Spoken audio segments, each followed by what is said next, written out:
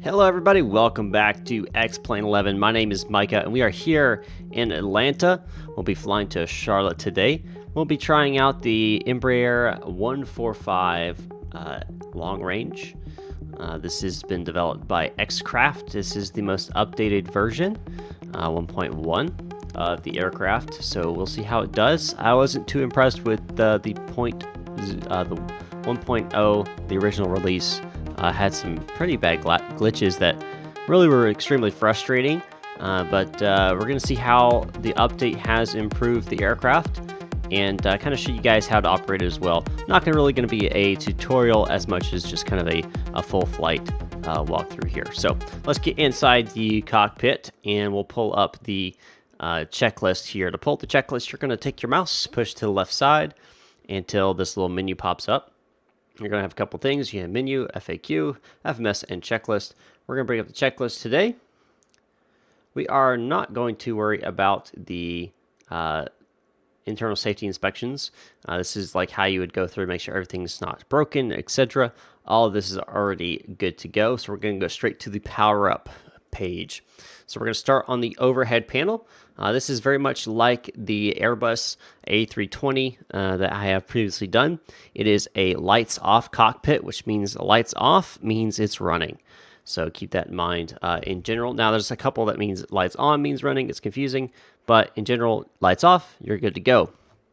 So batteries 1 and 2 go to auto. These are your batteries, bat 1, bat 2, and you're going to get these annoying caution and warnings right off the bat, so I always just turn them off immediately. AVIs 1 and 2 need to come on. Like I said, lights are on means they're actually off, so turn them on. You need to make sure the lights go away. You're going to see the screens will start to pop up here momentarily. You're going to see these X's that'll pop up, and then they'll actually pop up here. My pedals seem to be jerking back and forth a little bit, which is a little weird, but that's okay. We'll go back overhead here. Normally you check your battery voltage, and to do that, you're just going to look here on the, is it under the electric here? Yeah, under electric. You're just going to make sure your batteries are good. They're not, only putting out 12 volts when they should be putting out about 24. So we're good there. GPU voltage. So if you have a GPU, you would check your GPU voltage, which we can add a GPU. To do that, we hit the menu button, and we add a GPU. We can go remove those as well while we're at it. So now GPU is available. We could actually go up here and we can see it says GPU available. We can say, hey, let's turn on the GPU. Like I said, normally off means off, but in the case of the GPU, the light on means you're actually using the GPU. A little confusing, I know. But again, if you zoom in here, you'll see the GPU voltage has now gone up to 43.1. Which is about where you want it, so we're good there. We'll go back to the map. I'm going to declutter some of this. We'll keep the airport up in the decast. All right, let's get that checklist back up. And let's continue to go through it as we go. GPF available on, light on. See, it says LT on, that's light on. Fuel pump tank 2 as required. So fuel pump tank 2, this would be your tank 2 right here. This would be your fuel pump. Basically, if you're going to do an APU start, you would turn this on for your APU start.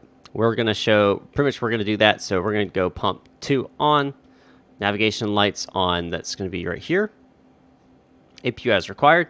So we have GPU, so you don't necessarily need an APU at this point, but I'm going to go ahead and start it just to kind of show you guys that how to start the APU here in the aircraft. So with the APU, we're going to go ahead and start that baby up. To do that, since we already have the fuel flowing, we go to the APU control. Before we do this, we need to do a fire test. 1 and 2, and great. Just to make sure, in case, let's go. It's going to switch on, and then try to find the thing again because it disappears on us. There it is, and go start, and hold that for about 5 seconds or so, and release back to on. And you'll notice the APU is actually spooling up right here as well as down here. And see, now we have APU available. APU generator is on. I'm pretty sure. Yeah, no. On, light on means on. So APU generator's on, GPU comes off. And it's going to give you a warning, but you can disregard that. All right. So APU's on. Avionics masters 1 and 2 could go off now. APU bleed on. So again, so APU, it's a little strange. Okay, guys, I know it's a little strange, but APU on means the light's on, if I'm not mistaken. I could be wrong there. Yes, APU on means the light's on. The APU bleeds are just the bleeds themselves. When the lights are off, it means they're off. Packs 1 and 2. Yeah, so we're getting air conditioning right now. Lights on means off. So if you wanted AC, keep them on. If you wanted bleeds for your engine 1 and 2, you turn those to where the lights go off. A little bit confusing, I know, but just trust me. Just make sure when you're flying, your packs 1 and 2 are in the lights are off, and your bleeds 1 and 2 lights are off. That way, you're not going to be getting any hypoxia or anything like that. All right, air conditioning as required. We're going to leave that on for now. Before start, electrical panel is set. Emergency lights need to go to arm. I think they're over here. Yep, emergency lights go to arm. Fuel panel is set. Yes, that's already set for now. Fire detection is already checked. Power plant set. Electrical systems 1 and 2 checked and off. Okay. Pack signs set. We're going to go on and on for both of those. Ice protection, none to do there. Air conditioning and pneumatic panel is set for now. Flight instruments set and checked. If we go down here, actually it's off right now, so we can't see. I don't understand why it has to turn those off. Does it have to turn us back on? I'm trying to see if it has it.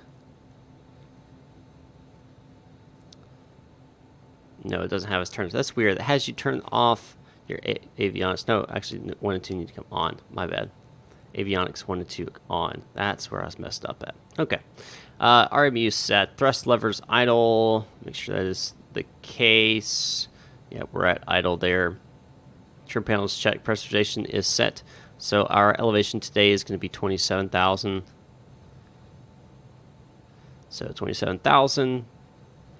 FMS set. So now we're going to get into the crux of the aircraft, the place where I hate the FMS or FMC or MCD or whatever you want to call it, the computer of the aircraft. This thing is so confusing and doesn't make any logical sense. So we're going to go to init. We're going to initialize the FMS.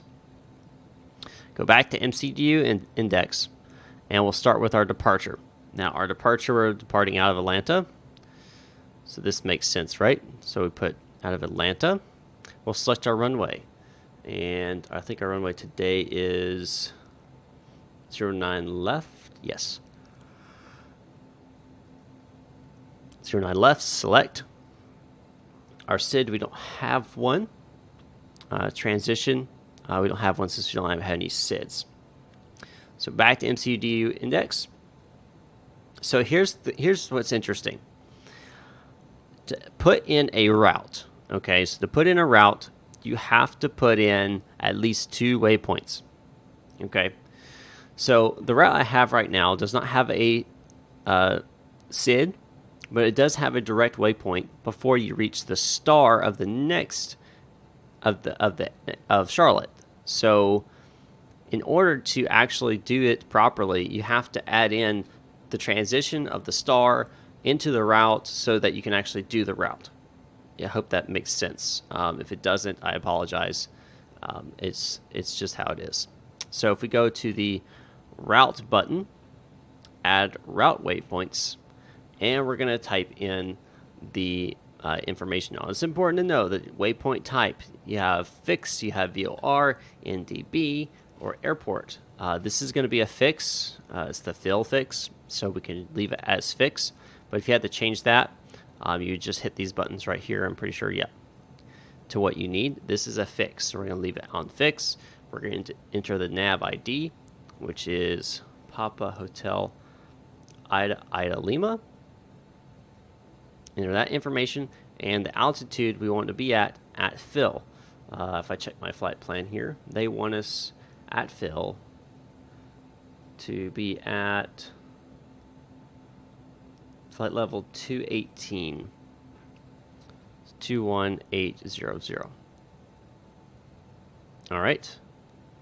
Now we go save that. Now notice it gives us a second waypoint. Have to enter a second waypoint. The second waypoint we will use is the transition for the star. So Centler, which will be Charlie November Tango Lima Romeo, and to the nav ID, and the altitude they want us there is at 2,200 400 feet. And we'll save that. Go back to our route, and we don't have airways or anything. Normally you would put that in here, but we don't have any. Next, we go to the arrival. Our arrival is, of course, into Charlotte here. Our runway right now is 5. Our star is, let's see what they want us on. The Jones 2.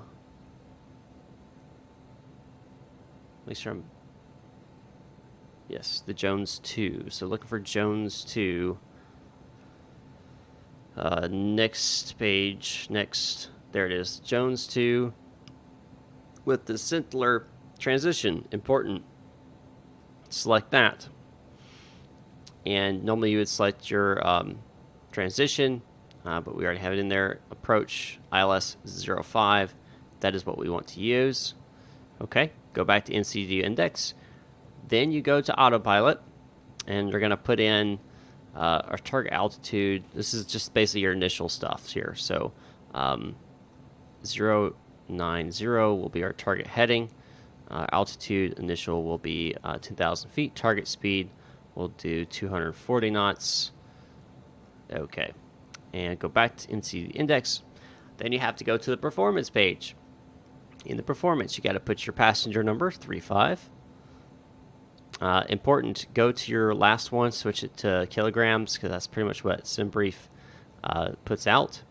So make sure you have that in. And we're going to check out our flight plan and see what they have us for weight here. So our total weight is 18.8. We're at 18.4 right here, but let's put in our fuel weight of 2292. 2292 for our total fuel. And our payload is supposed to be roughly about 500 pounds or 500 kilograms, but you'll notice that the payload weight says 2,767.99, and that's because when you put in the number of passengers, it doesn't affect the actual weight of your aircraft. That is all supposed to be calculated into the payload weight, so you actually have to kind of calculate the number of passengers. So if we, but SimBrief's already done that, 8.8, so we need to make that 8.8, so let's make this, let's see, let's try 4,000. 8.882, that's close enough, we'll use that. Flaps 9, make sure when you're also in this part, hit TRS takeoff 1, basically that's just it's just takeoff -1 performance on takeoff. Make sure you input that. If you don't, there's going to be an error that's thrown up here. Performance 2, this is your cruising information. So our cruising speed today, again, according to SimBrief here, is Mach 0.77. So we go 0.77, put that into the Mach. Our cruising altitude is 270.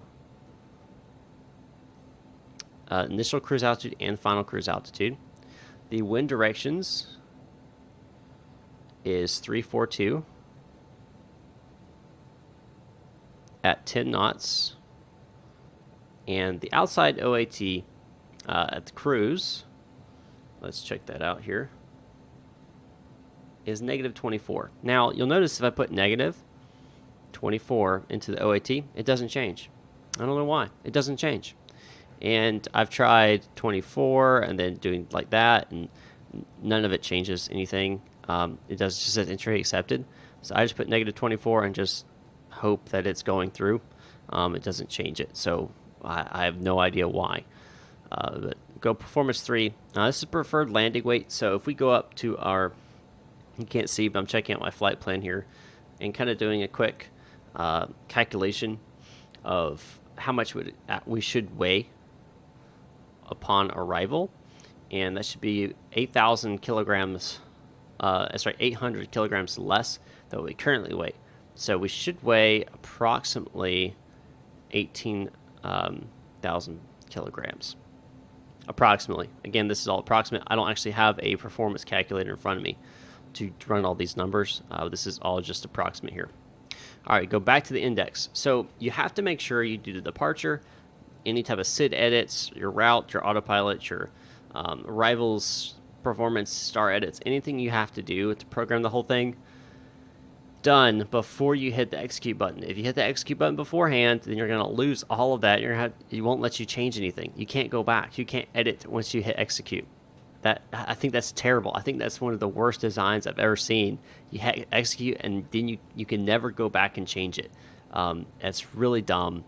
I don't get it. But hit execute. It is now inside the system. You can't change it unless you go back and restart the whole thing over again. So that's set. We're going to hope that it works great for us. Kind of screwed if it doesn't. It is what it is. All right. So doors and windows are closed. Takeoff briefing is complete. Red beacon can come on. Emergency parking brake as required. That is done. Pre-flight, we've already done all that. Starting the engines. Okay, so we're going to go ahead and get, let's see, better pushback here. We'll pre-plan our pushback. 09 left, I believe, is going to be to our left, so we'll push into the alley here. Ground to cockpit, plan acknowledged. Call me through the menu when you are ready. And we'll go ahead and start our pushback. Ground to cockpit, tow is driving up.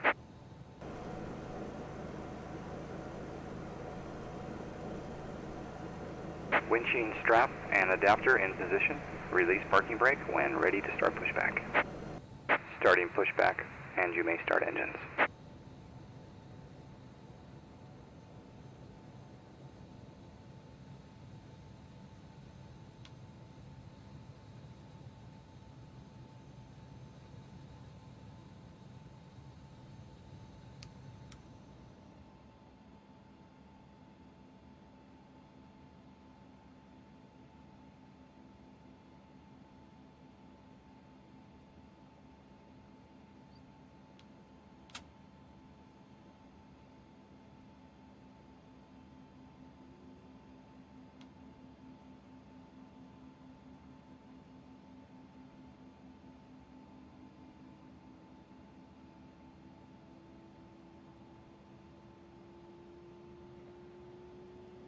All right, guys. Sorry about that. My mic was muted, and it's just kind of talking through the process. The fuel pump's on, the APU, making sure it's already running.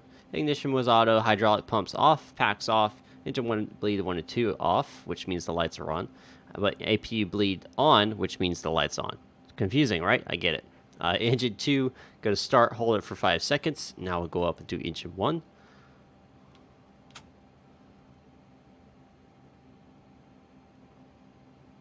Five seconds and release. We'll cover both of those back up. We'll see engine number 1 is spooling up as well.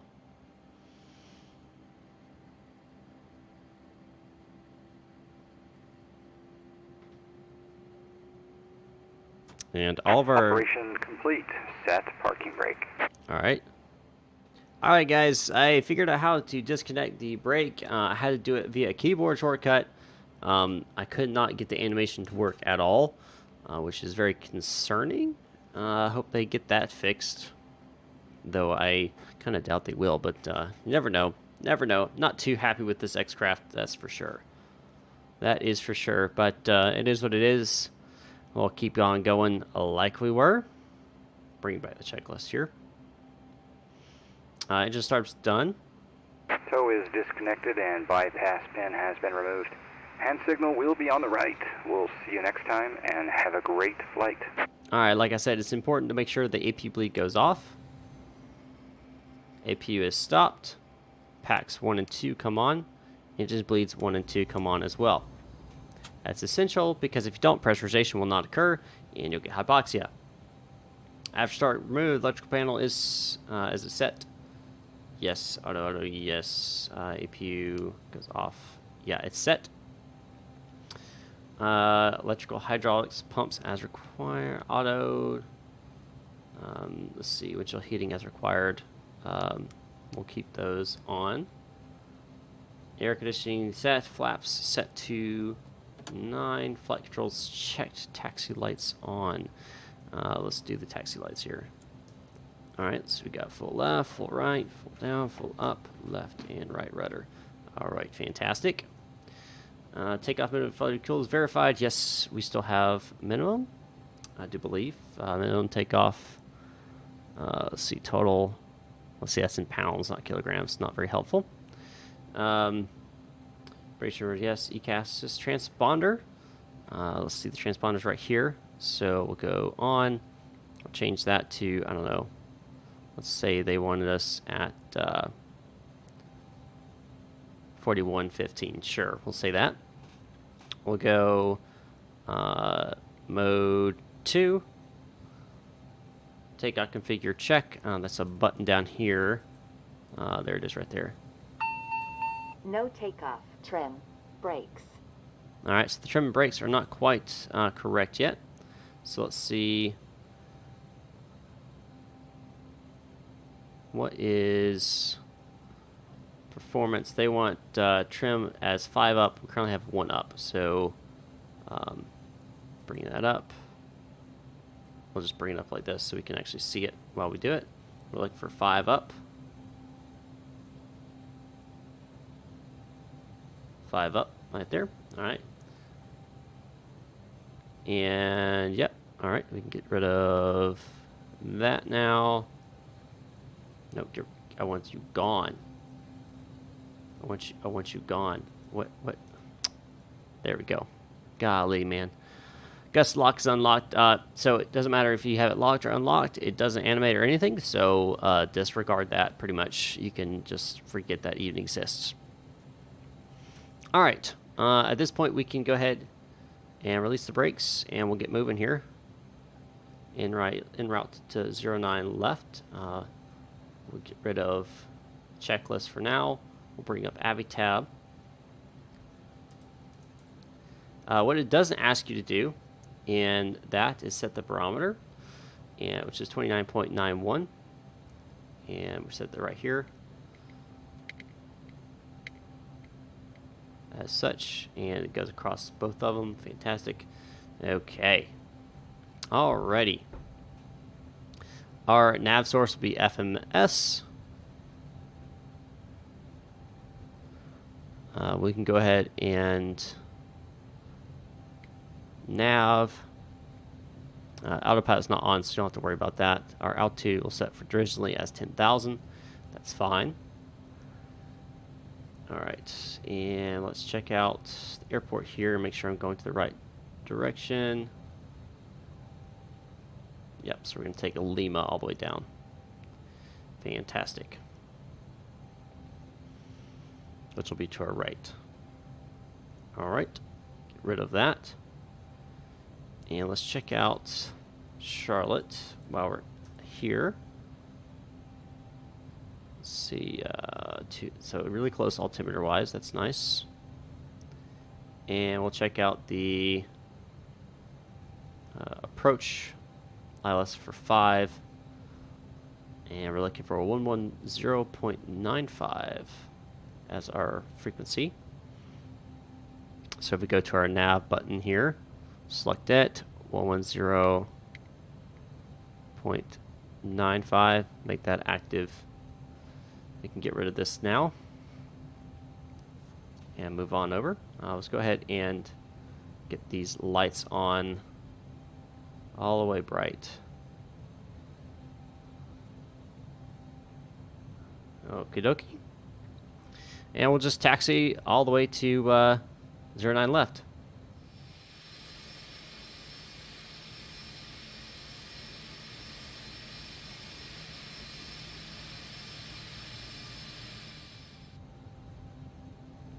All right, as we get closer here to the runway, we can go ahead and strobes can come on, taxi can come off. We'll make the landing lights on.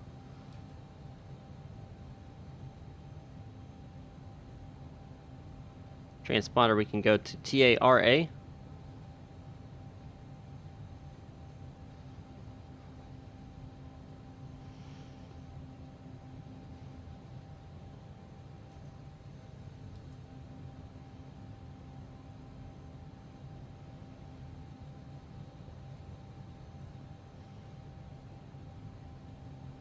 And we'll say we got cleared for takeoff. We'll get on the runway here and get off into the air.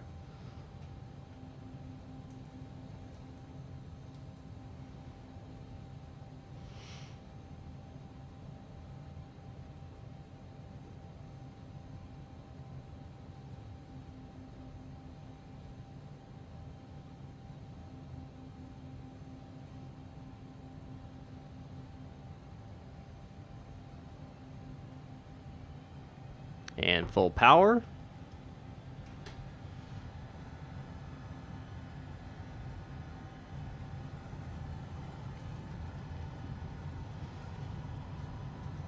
And weather update, of course, while I'm trying to take off here. V1, rotate. And V2. we are up in the air. Gears coming up.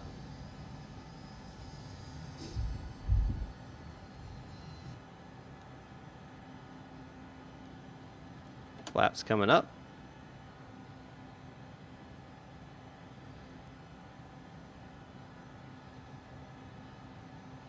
And we'll pitch up here till about 15 degrees.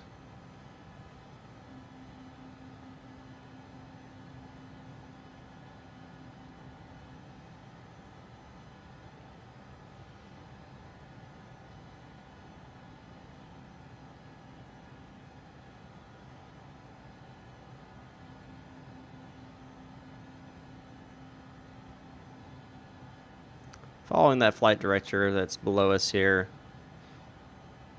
Do a flight level change here.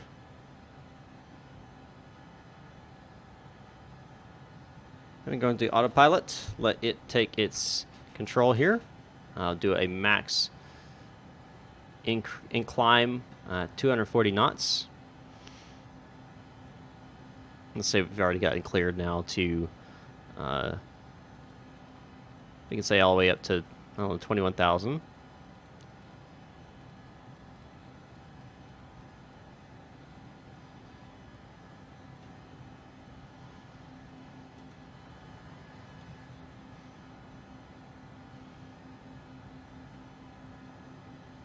For those who want to actually use a auto throttle, the real life aircraft doesn't have an auto throttle, but if you want to use one, this little screw right here, you can click it and this little green little sliver shows up, and that basically gives you an auto throttle. In real life, there isn't one, so keep that in mind. So if you wanted to fly this realistically, you wouldn't use an auto throttle. But if, let's say you want one and you think it's stupid, it doesn't have one, you do have that option. All right, that's on, and I believe that's good for now. And speed's gone, is continuing to climb here now because we've reached over 10,000. So restrictions have changed. It's going off the FMS speed here, and I'm going to let that take us all the way up to our cruising altitude, which of course today is 27,000 feet. One thing you want to do always is make sure that your systems are working properly. We see oxygen pressure is good. Bleed temp's a little hot, but it's all right. Cabin temperature is good. Cockpit temperature is good. Notice that our cabin altitude is rising at PSI is 3.2 PSI. It's riding at a rate of 1,000 feet per minute. That's good. You want that to be increasing. If your cabin altitude is not increasing, you don't have your pressurization set properly, which means you probably don't have them all. All the lights are probably not off. Some of them are on. And remember, you want it a dark cockpit. I've never been a fan of the whole dark cockpits. I've always thought, you know, to know something's on, there's usually a light, and I prefer that method over the dark cockpit. But I don't make the aircraft, so it is what it is. All right, we'll say we are cleared now up to our cruising altitude of 27,000. Barometric pressure here is going to 290.92 for the standard.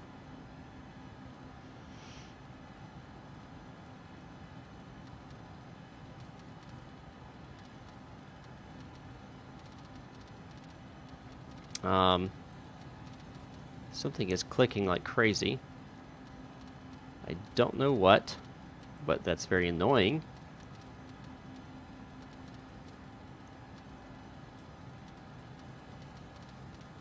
What is clicking? Whatever is clicking is very annoying. Another thing to report. All right, map. Let's make it a little bit wider here. Do have a little bit of weather, looks like, off our right, but we'll be clear of that, I'm pretty sure. Get rid of our airport. We can see we are a good distance from here. So it doesn't have top of descents. It doesn't have anything like that showing. You just have to go off of what you need to be at on your restrictions, off of your arrivals. So if we bring up Avitab, for example,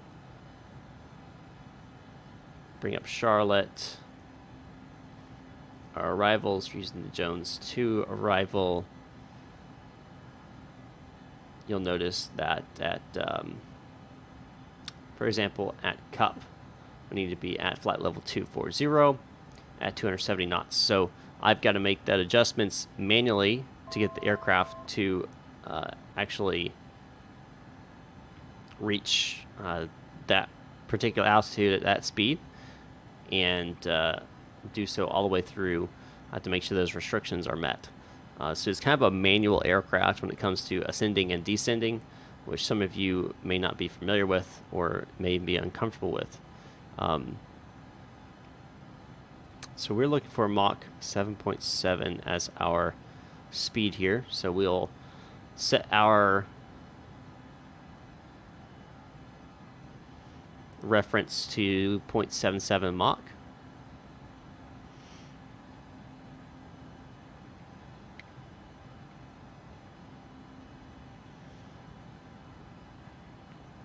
And we're on our way to fill right now.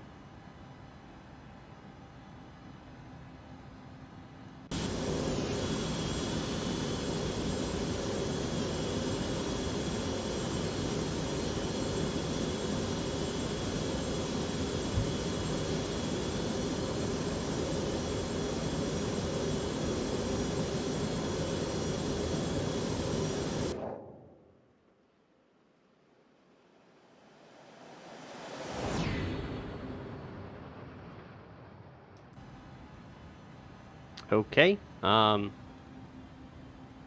we some reason started climbing here, and now we're descending here.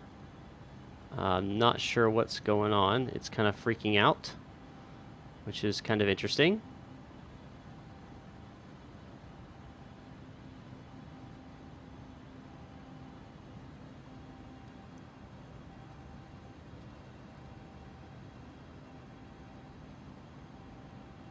Let's see if it normalizes here. Looks like it's normalizing. That's interesting. So if you go outside the cockpit, looks like the aircraft loses its autopilot. That's something to keep in mind.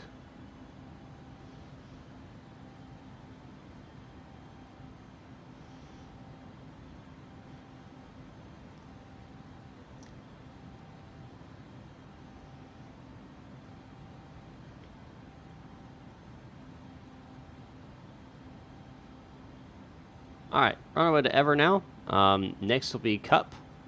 So we need to keep that in the back of our mind, so we can go and change our altitude reference to 24. And we got to remember 27 knots. 270 knots, which is going to be about 0.67 Mach.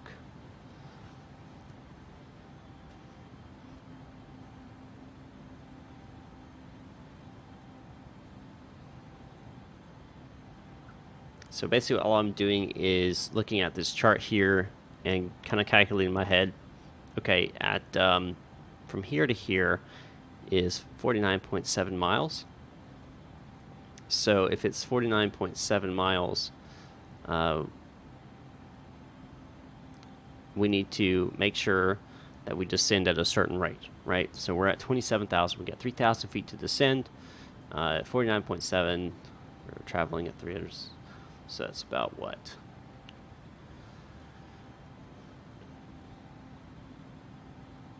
So it'll take us approximately 4 minutes or so to cross that distance, and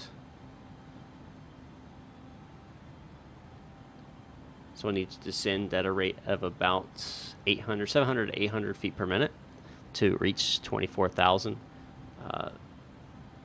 by that time. So if I go to my vertical speed here,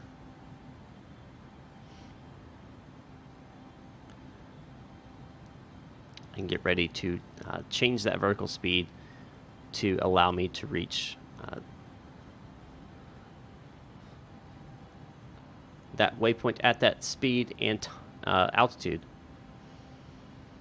Now you could do a flight level change, but that is, I don't necessarily recommend a flight level change when you're trying to keep everything nice and smooth. I've noticed the flight level change kind of a little bit chaotic. Is good for ascent. I've not really found it good for a descent. I prefer to use vertical speed.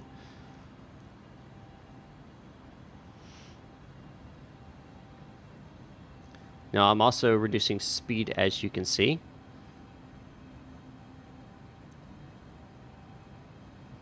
Alright, so we can start bringing ourselves down about 700, like I said, about 700 feet per minute will probably be just fine of a descent here.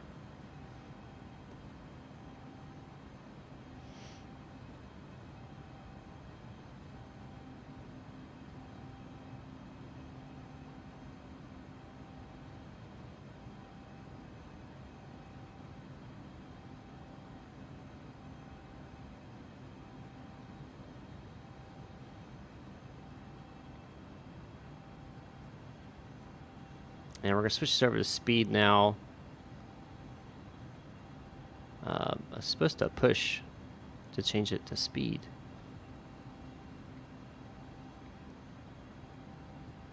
Interesting. It's not changing speeds here. Is there another option to change that from being Mach to speed? Seems a bit odd.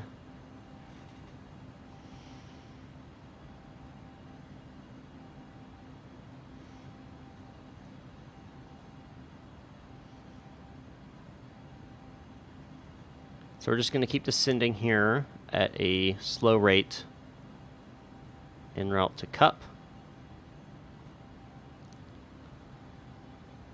And I'm going to increase my speed just a tad. Try to get cruise. Try to get that 270 knots.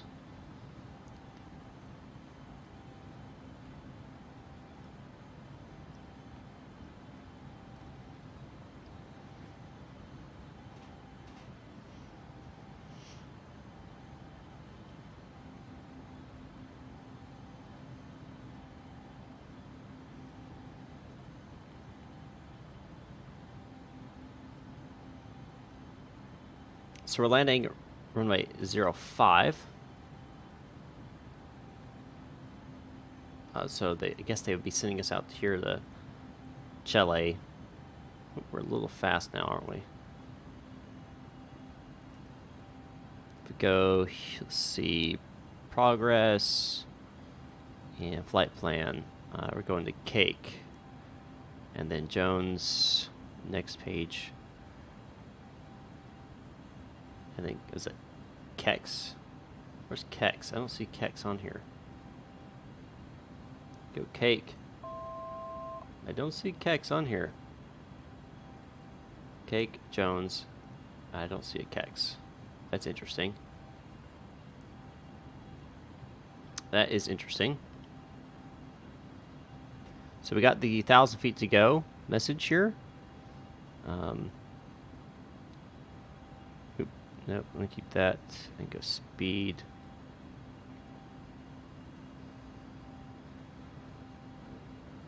So we're getting close to that 1,000 feet to go. It looks like I did not do the calculations correct, which is no surprise because I tried to do it in my head. I'm not the best at doing that. Performance, yeah, we want to keep it here. Or no, we want the landing performance.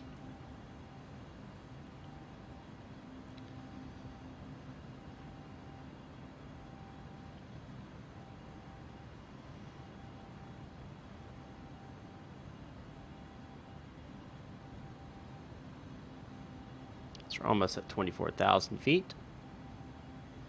We still got plenty of time before we hit Coop or Cup or however you want to say it.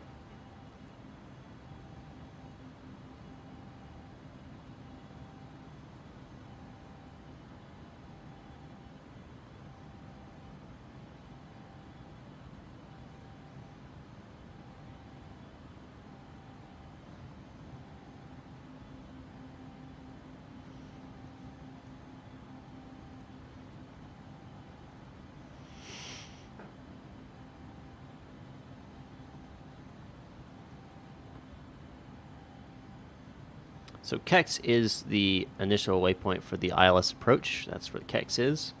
So it's at 4,000 feet. Before then, we need to be...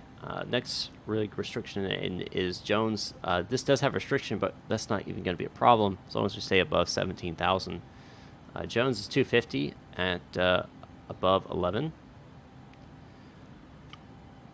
So we'll bring it down to... we'll say 12,000. And this is 25.2 miles.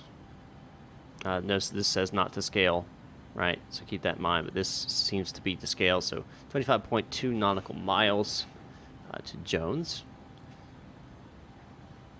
And if we're at a altitude of, we need to be at altitude of 12,000, and we are currently at 24. Here, that's about 50 miles, almost 60 miles. A simple 1,000 feet per minute would probably bring us down there, nice and easy, to that level before we reach Jones. Now there is calculations you can do, and there's formulas. I don't have them. I should probably get them so I can do this kind of math on the fly, but I don't have those calculations on me.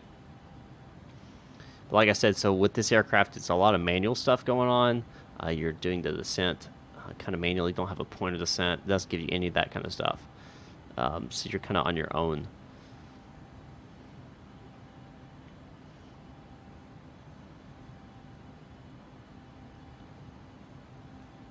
So I will see you guys as we get closer to our Jones waypoint, which will be basically the last one before we get into getting connected to an ILS approach. So I'll see you guys then.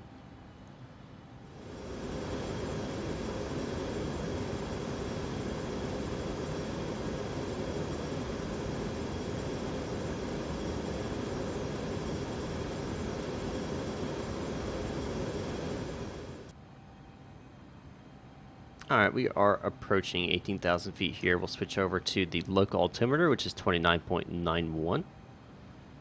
Or sorry, 29.90. And notice we've slowed down to approximately 250 knots as we approach Jones. And Jones, remember, altitude restriction was higher than 11,000 and lower than 24. I'm sorry, lower than 18. So we are approaching that restriction, and we should be well within that limit. Our next waypoint will be Kex, which is going to be 4,000 feet. Not exactly sure how the distance is on that. They don't really give us that on the charts, so we'll have to see what it is in the FNS, and it should be a good, at least 10 nautical miles, if not more. So we should have plenty of time to descend with our goal, of course, being to be at 12,000 feet here near Jones. And we should be about there. Maybe a little tad high, but close enough. It'll be all right. So we are now past 18,000 feet, so we can go ahead and switch barometer to our local 29.90. We are descending at 1,000 feet per minute on vertical speed.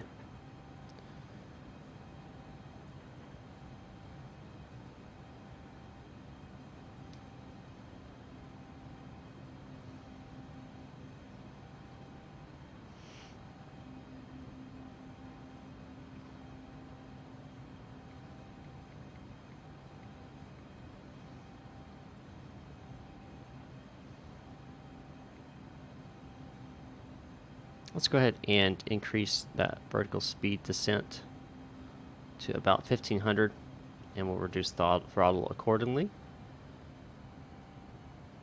Make sure we maintain at 250 knots.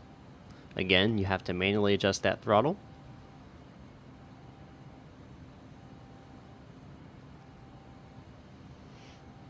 If we wanted to, we could do a flight level change at this point, which is going to allow us to increase our feet per minute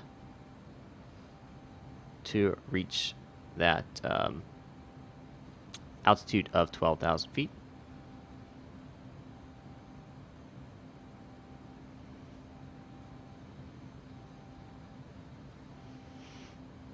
Just a tad bit faster here. We are well within the restrictions here at Jones. So if we wanted to, we could actually go ahead and decrease our altitude requirement to the next waypoint, which is 4,000. And if we bring up our charts here again, we can get rid of that one, and that can go away as well. Notice our point of interception of the glide slope is at 2,500 feet at ERJ. So Kex is 27 nautical miles away. So we should easily meet that requirement for 4,000 feet at that point.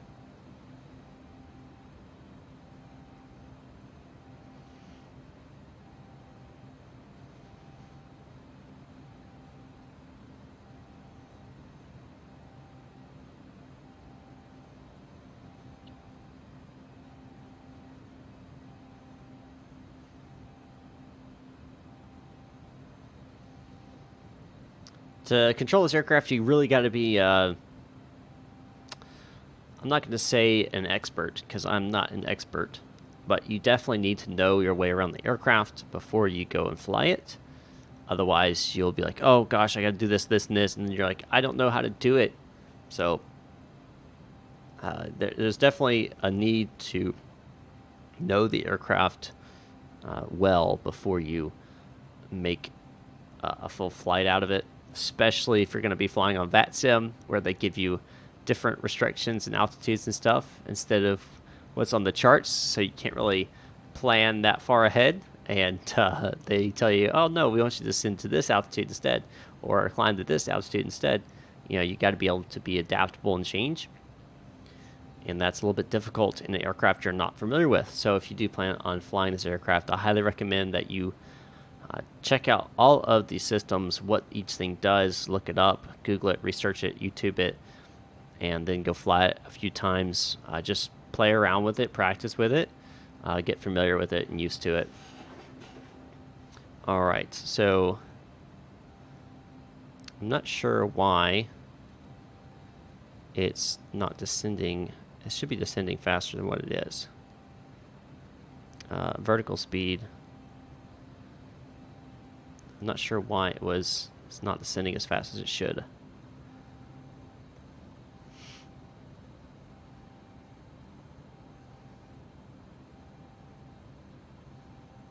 That's better. It is better. All right, let's go ahead and turn on our landing lights. Come on. On. Nope, I want to close you. Looks like we're getting some frame drops or something. Oh, because the weather's reloading, that's why. That's why.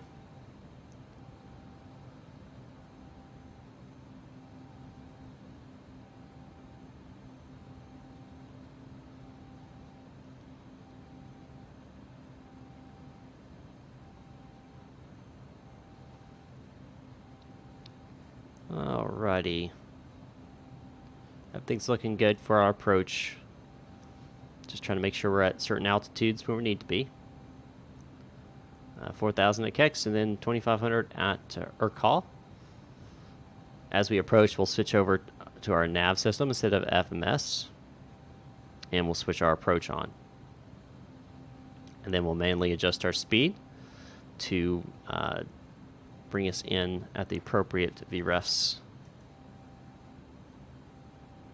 Which, if we look here to our performance page, performance 3, our 45 VREF should be a 131, which is full flaps, which we'll do a full flaps landing today.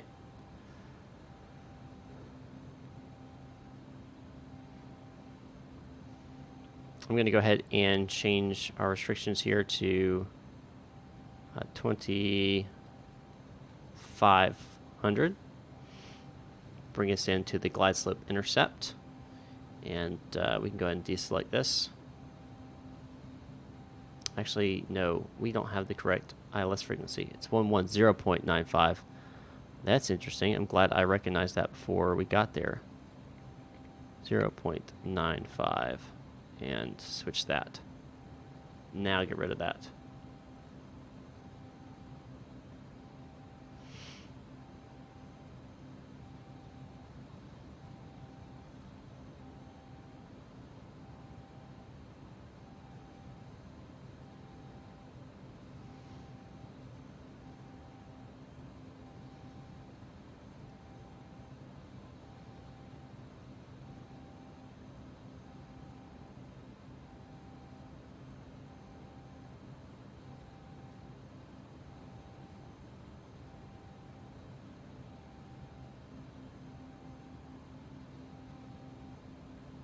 Going through the clouds here.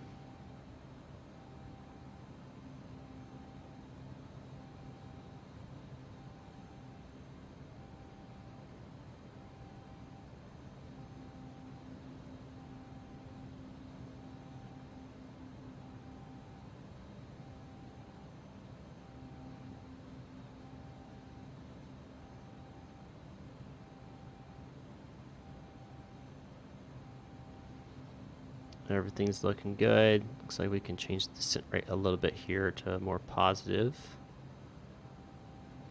That way we're slowing down here. Go ahead and start decreasing our speed. We're going to put a VREF in here for our autopilot as 160. Just as a reference. Switch over to nav here. To ILS 1.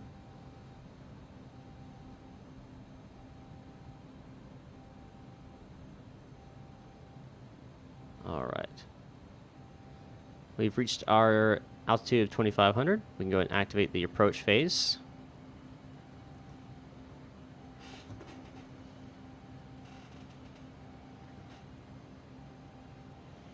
We're just slowing down here slowly to get to our speed here. What was that performance information here?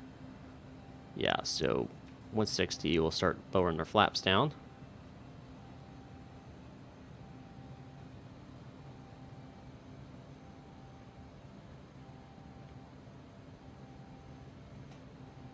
Still have no visual, but that's okay.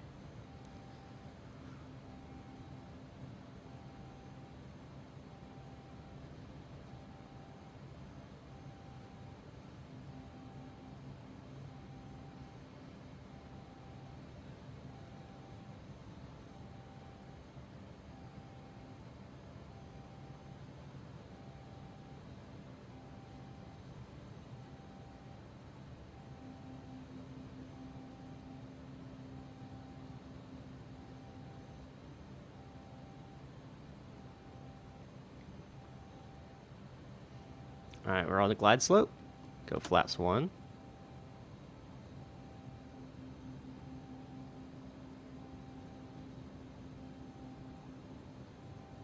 And again, we're looking for that speed of 131.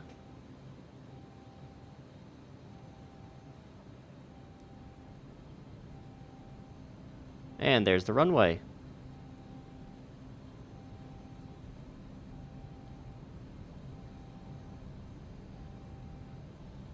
Go flaps 2, gear down.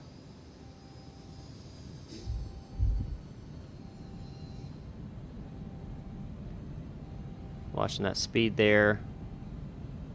We're at flaps 22 right now.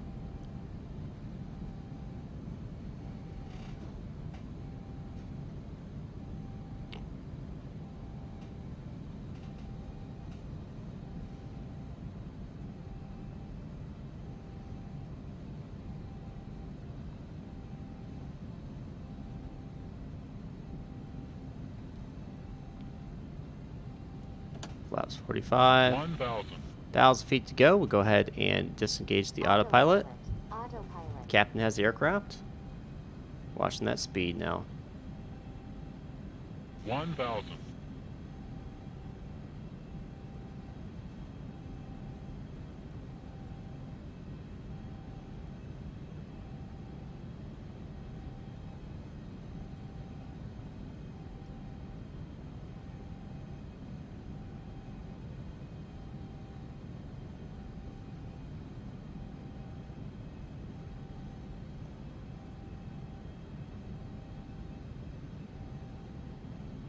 $500.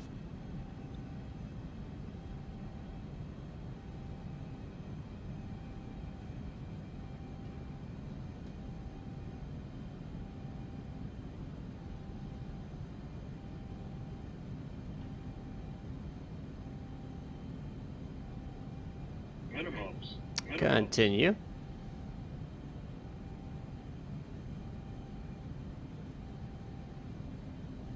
$100. 50.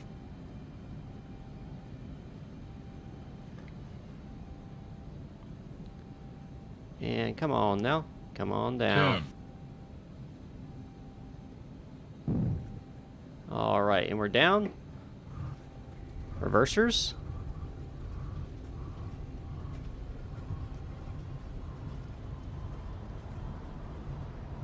Not using any brake yet. We'll see if we need to use any here. I think we'll be good. Yeah. Reversers out. Flaps back. Or spoiler back in. Flaps coming up. And this can go to standby. Landing lights come off. Taxi lights come on. Strobe lights off. And welcome to Charlotte. Hope you guys had an enjoyable flight. So yeah, this is the ERJ-145 XR by X-Crafts. It's a very nice modeled aircraft. It's a beautiful looking aircraft. I think the interior looks great. Exterior looks great. I love the actual quality of the modeling, but I'm not exactly thrilled about some of the bugs and performance issues it has, but it is flyable, and if you're looking for a Embraer aircraft to fly, the X-Crafts ones are very well modeled and usable and able to use. I wish they would have made a custom version. I wish they wouldn't have just taken the, whatever they call this, I can't remember what the name of this one is, but some certain individuals had developed it, and X-Crafts uses that exclusively amongst all of their aircraft. I'm not a huge fan of it, but it is what it is. But it does take some getting used to be honest. But we'll park up here, and then I'll show you guys the landing video, and that'll basically do it. So thanks guys for watching, and I'll see you guys next time up in the sky.